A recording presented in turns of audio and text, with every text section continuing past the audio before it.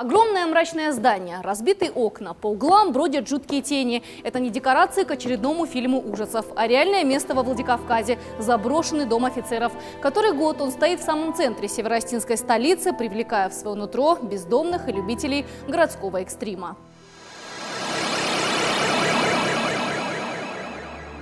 Трудно поверить, что когда-то на месте этих развалин был дом офицеров. Более 2 веков назад здесь открыли Владикавказское общественное собрание. С того времени он стал центром культурной и общественной жизни города. В этих стенах Коста Хитагуров ставил спектакли и проводил выставки. Дом офицеров, который сейчас находится в аварийном состоянии, это один из культурных центров Старого Владикавказа. Рядом театр городской, построенный, и первый спектакль, на сцене которого был в 1971 году. А дом офицеров – это бывшее дворянское собрание или общественное собрание. Дом сам построил купец, богатый грек Панайот Муратандов в 1883 году. И он, когда этот дом сдал в аренду, то организовали гостиницу «Бристоль» на 2-м этаже, а на 1-м этаже и в актовом зале было общественное собрание.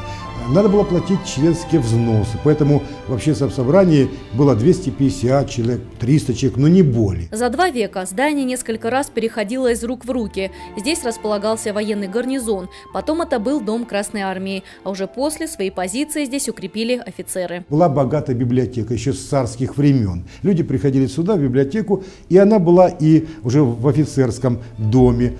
Поэтому мне кажется, что дом сыграл офицеров очень большую роль в том, чтобы приобщать к высотам культуры, к высотам постижения искусства.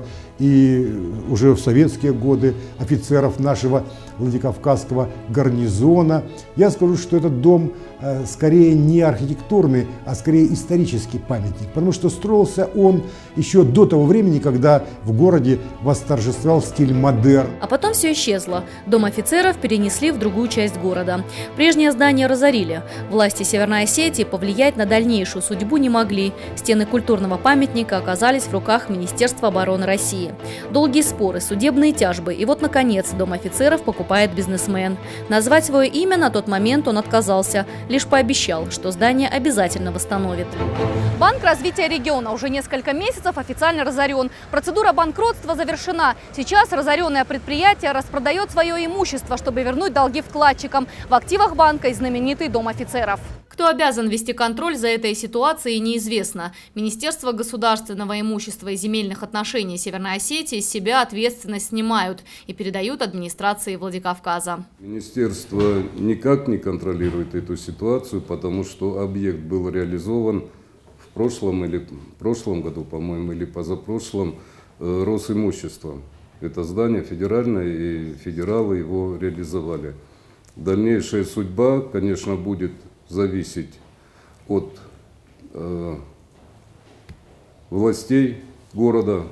Сергей Шамильевич Зантиев, он тогда четко определился, что руководство города будет отслеживать ситуацию с этим зданием, чтобы там не были созданы всякого рода игорные заведения и так далее. Сегодня уже никого не смущает, что в центре Владикавказа можно услышать палитру неприятных запахов. Некогда культурный памятник города превратился в подобие общественного туалета. Такая вот красота расположилась возле Русского академического театра. Что касается дома офицеров, какие тут могут быть комментарии? Вы знаете, обычно пишут в таких случаях без комментариев. Вот я бы сказал без комментариев, потому что дом офицеров – это кровоточащая рана на теле нашего прекрасного, замечательного, удивительной красоты Центрального проспекта и в целом города Владикавказа. То, что безобразие рядом с очагом культуры и в центре города Владикавказа – это безобразие. Понимаете, это безобразие. Других слов у меня нет.